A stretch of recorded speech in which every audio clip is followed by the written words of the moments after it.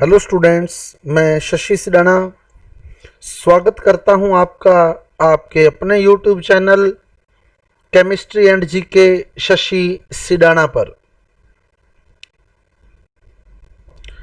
Students, हमारे REET jet पटवार RPSC SI SSC या किसी भी कम्पिटिटिव के जनरल साइंस ग्रुप में ऐड होने के लिए अपना नाम व पता लिखकर मैसेज करें हमारे मोबाइल नंबर 9928782905 पर। स्टूडेंट्स, आज जो टॉपिक हम डिस्कस करने जा रहे हैं वो टॉपिक है हमारा कोयला। कोयला एक ऐसा टॉपिक है जो हमें बहुत ही सामान्य टॉपिक लगता है और अपने जनरली यही सोचते हैं कि इस टॉपिक से कोई क्वेश्चन आएगा तो हम लोग अटेम्प्ट कर देंगे, लेकिन अभी भी इसके बहुत से तथ्य ऐसे हैं जो हमें ध्यान नहीं है, पता नहीं है। तो कॉम्पिटिटिव एग्जाम्स में जब कोयले का क्वेश्चन आएगा तो अगर उन तथ्यों से जो तथ्य हमसे अछूते हैं उनमें से कोई क्वेश्चन पुट हो जाता है तो फिर वो करने में हमें दिक्कत हो सकती है। इसलिए कोयले से संबंधित सभी मुख्य तथ्य मैंने इस वीडियो के अंदर ऐड किए हैं और बहुत ही इंटरेस्टिंग तरीके से मैंने इस वीडियो को बनाया है। तो कृपया इस वीडियो को पूरा देखिएगा और कोयले के बारे में पूरी जानकारी आपको प्राप्त हो जाएगी। और उम्मीद करता हूं कि कॉम्पिटिटिव एग्जाम्स में अगर कोयले से क्वेश्चन आता है तो वो क्वेश्चन आपका मिस नहीं होगा। तो इसी टॉपिक को आगे बढ़ाते हुए हम डिस्कस करते हैं कोयला। तो सबसे पहली बात आती है, कोयला क्या है? तो कोयला जो है वो एक ईंधन है, ज्वलनशील पदार्थ है जो काले या भूरे रंग का होता है और अवसादी चट्टानों में पाया जाता है। तो कोयला एक काला अथवा भूरे रंग का ज्वलनशील पदार्थ है जो तलछटी अथवा अवसादी चट्टानों में पाया जाता है। तो सबसे इंपॉर्टेंट बात यही है कि कोयला जो है काले या भूरे रंग का ईंधन है और मुख्यतः कौन सी चट्टानों में मिलता है? अवसादी चट्टानों में। अब बात करें हम कोयले का संगठन। तो कोयले में अब बहुत ही मेन बात, कोयले में कौन कौन से तत्व पाए जाते हैं? कार्बन है, हाइड्रोजन है, ऑक्सीजन है, सल्फर है तथा नाइट्रोजन है। तो इन तत्वों से मिलकर कोयला बना होता है। तो कार्बन, हाइड्रोजन, ऑक्सीजन, सल्फर और नाइट्रोजन। अब यहां से बहुत ही मुख्य बातें निकलेंगी। देखिए, जब हम कोयले का दहन करते हैं तो कोयले में कार्बन है, तो कार्बन ऑक्सीजन से क्रिया करके CO2 बना देता है और CO2 हम जानते हैं कि हरित गृह प्रभाव के लिए उत्तरदायी है, ग्रीन हाउस प्रभाव के लिए उत्तरदायी है, ग्लोबल वार्मिंग के लिए उत्तरदायी है। अतः कोयला जो है वो ग्लोबल वार्मिंग उत्पन्न करता है। तो कोयला ग्लोबल वार्मिंग के लिए रिस्पॉन्सिबल है क्योंकि कोयले में कार्बन है, कार्बन ऑक्सीजन से क्रिया करके CO2 बनाता है। फिर देखिए हम, तो कोयले में सल्फर भी है। कोयले में सल्फर है तो सल्फर ऑक्सीजन से क्रिया करके, क्योंकि दहन करेंगे तो ऑक्सीजन की उपस्थिति में, तो सल्फर ऑक्सीजन से क्रिया करके SO2 बनाएगी। और नाइट्रोजन भी है तो नाइट्रोजन ऑक्सीजन से क्रिया करके NO2 बनाएगी। अब SO2 और NO2 दोनों ही अम्लीय वर्षा के लिए उत्तरदायी हैं। अतः कोयला जो है वो अम्लीय वर्षा के लिए भी रिस्पॉन्सिबल है। तो बहुत ही इंपॉर्टेंट क्वेश्चन यहाँ से निकलते हैं कि कोयला एक तो प्रत्यक्ष रूप से जो कार्बन के कण निकलते हैं कोयले से, जब कोयले का खनन करते हैं तो कार्बन निकलता है। वो कार्बन जो है वो पर्यावरण के लिए और वहां जो खनन कर रहे मजदूर वर्ग है उनके लिए भी समस्या उत्पन्न करता है, अस्थमा की बीमारियां उत्पन्न करता है। तो प्रत्यक्ष रूप से कोयला हानिकारक है। फिर कोयले में कार्बन है और जब कोयले का दहन किया जाता है तो कार्बन ऑक्सीजन से क्रिया करके CO2 बनाता है और CO2 ग्लोबल वार्मिंग के लिए रिस्पॉन्सिबल है। फिर कोयले में सल्फर भी है, सल्फर ऑक्सीजन से क्रिया करके SO2 तथा नाइट्रोजन ऑक्सीजन से क्रिया करके NO2 बनाता है जो कि अम्लीय वर्षा के लिए उत्तरदायी है। तो कोयला प्रत्यक्ष रूप से तो पर्यावरण को नुकसान पहुंचाता ही है और वहां काम कर रहे मजदूर वर्ग को भी नुकसान पहुंचाता है। इसके अलावा ये ग्लोबल वार्मिंग के लिए भी उत्तरदायी है और अम्लीय वर्षा के लिए भी उत्तरदायी है।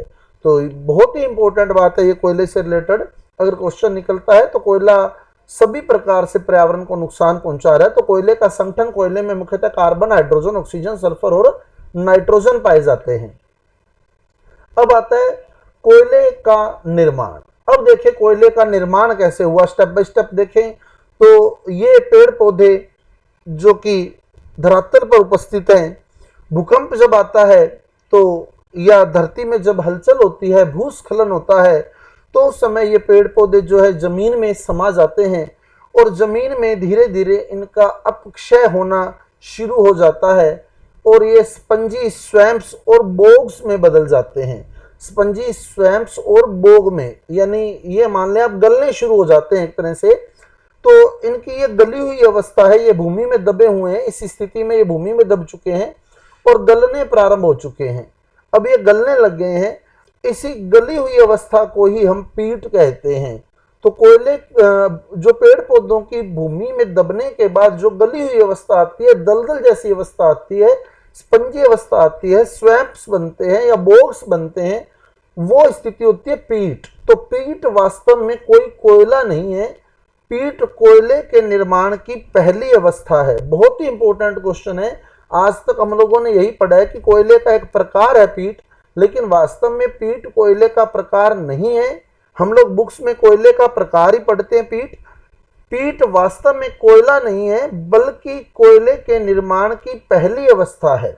अब पीट जो होता है वो भूमि में ताप और दाब के कारण इससे नमी निकलती जाती है, क्योंकि इसमें नमी है, दलदली बना हुआ है ये। आप ये मान लें कि बिल्कुल सॉफ्ट बन जाती हैं ये पेड़ पौधे, गल जाते हैं अंदर, इनमें नमी उपस्थित होती है। तो धीरे धीरे क्या होता है, इनसे नमी निकलती जाती है और ये थोड़े हार्ड होते जाते हैं। तो इस डायग्राम में दिखाया हुआ है, दूसरे में लिग्नाइट बनाया देखें तो ये नमी बाहर निकल रही है, जैसे जैसे दाब लग रहा है इस पर तो इसमें से नमी बाहर निकल रही है, जिससे इसका आयतन भी घटा है और कोयला जो है वो कठोर भी हो रहा है। धीरे धीरे ये कोयला जो है नमी लॉस्ट हो रही है इसमें से और ये धीरे धीरे कठोर होता जा रहा है। तो पीट के बाद जो अवस्था आती है वो होती है लिग्नाइट। लिग्नाइट जो है भूरा कोयला है, तो आपको इसका कलर दिख रहा होगा, बिल्कुल ब्राउन कलर का भूरा कोयला है लिग्नाइट। लिग्नाइट से फिर नमी और निकलती है तो ये सब बिटुमनी में परिवर्तित हो जाता है उप बिटुमनी, यानी इसके बाद बिटुमनी बनेगा। तो अगला कोयला आता है बिटुमनी। बिटुमनी जो होता है बिटुमिनस या बिटुमनी, बिटुमनी गहरा भूरा या काले रंग का कोयला होता है जिसमें नमी बहुत ज्यादा लॉस्ट हो जाती है नमी, और लगभग 75 से 80% तक कार्बन इसमें मिलता है बिटुमनी के अंदर।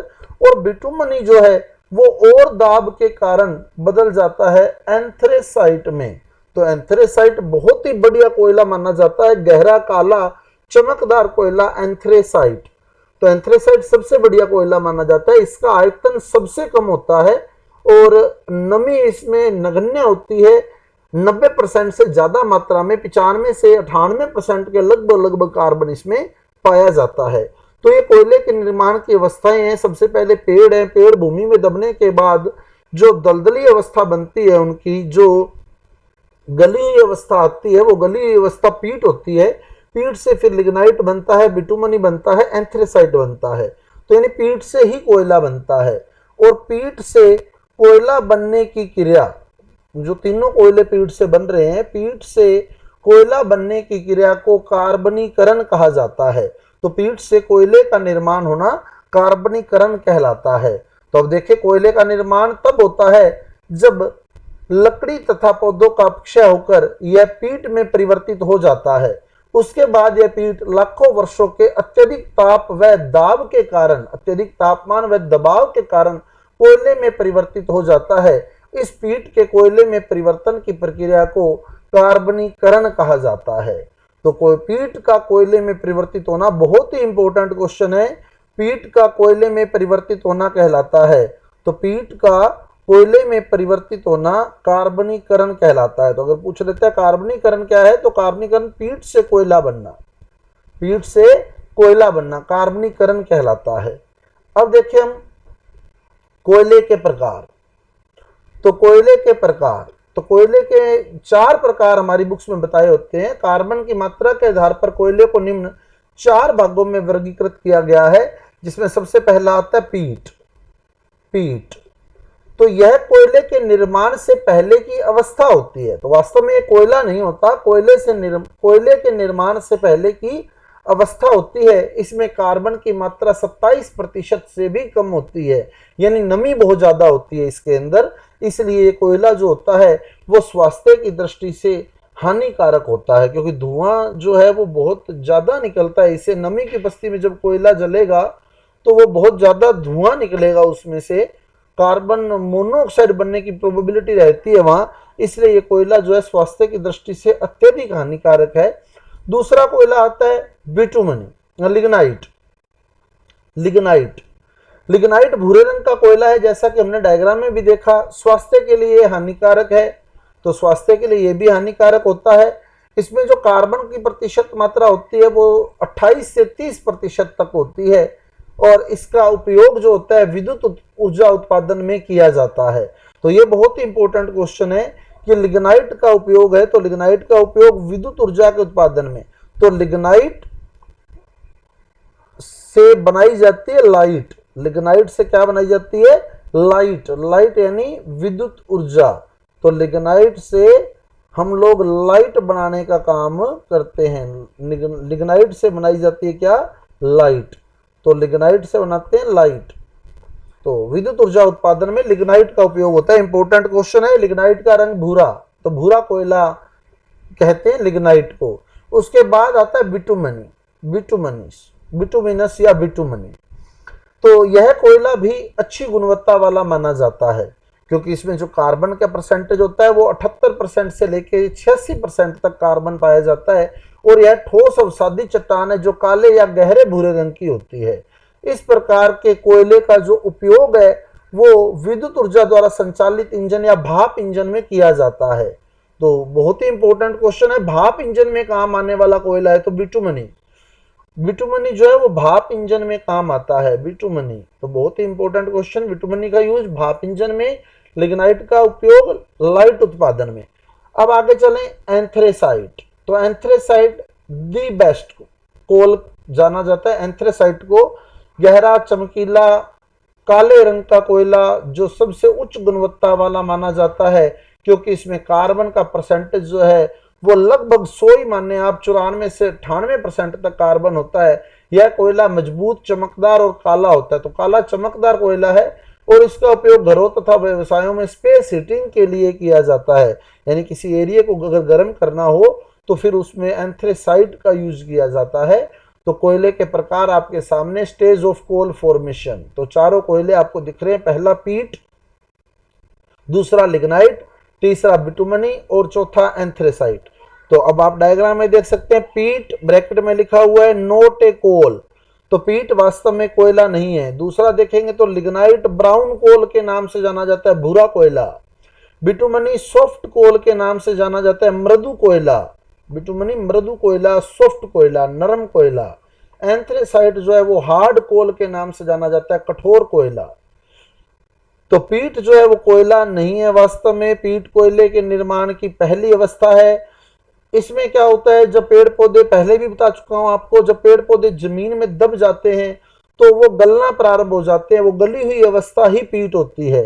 तो लिखा हुआ है नीचे देखेंगे आप, पार्शली डिकेड प्लांट, यानी आंशिक रूप से अपक्षयित हुए जो पादप हैं, उनका जो मैटर है, पादप भाग है, वो स्वयं यानी दलदल, एंड बोग यानी जो उनकी गली हुई अवस्था है उसको बोग बोला जाता है। और इसका जो उष्मा देते हैं ये बहुत ही कम देते हैं, लो हीट कंटेंट रहता है इनका। फिर आता है लिग्नाइट। लिग्नाइट भूरा कोयला है जिसका उपयोग हम लोग पढ़ चुके हैं लाइट उत्पादन में, विद्युत उत्पादन में। इसका भी जो हीट कंटेंट है बहुत ही लो है।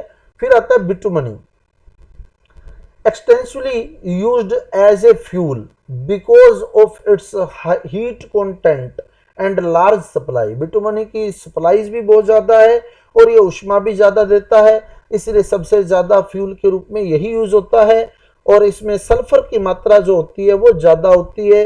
फिर लास्ट आता है एंथ्रेसाइट, हार्ड कोल, कठोर कोयला, जो कि बहुत ज्यादा वांछनीय कोयला है, हाईली डिजायरेबल फ्यूल। इसको ईंधन के रूप में सबसे बढ़िया कोयला माना जाता है, क्योंकि इसका हीट कंटेंट भी ज्यादा है, इसमें सल्फर भी कम है, और ये बहुत ही लिमिटेड मॉइस्ट एरिया के अंदर जहां नमी रहती है वहां इसकी सप्लाई की जाती है, क्योंकि उन क्षेत्रों में ठंड होती है। तो इसका यूज जो है वो स्पेस हीटिंग के लिए किया जाता है एंथ्रेसाइट का। अब आप देखेंगे दो एरो ऊपर दिखाए हुए हैं। इस साइड अगर हम आते हैं तो आप देखें, इस साइड अगर हम मूव करते हैं तो कोयले में मॉइस्चर बढ़ रहा है, कोयले में मॉइस्चर बढ़ रहा है, यानी सबसे ज्यादा मॉइस्चर पीट में, उससे कम मॉइस्चर लिग्नाइट में, उससे कम मॉइस्चर बिटुमनी में, सबसे कम मॉइस्चर यानी नमी एंथ्रेसाइट में। और अगर हम इस साइड मूव करते हैं पीट से एंथ्रेसाइट की ओर, तो उसमें कार्बन की मात्रा और ऊष्मीय मात्रा बढ़ती है, यानी वो ऊष्मा ज्यादा देते हैं और उनमें कार्बन की मात्रा बढ़ती है।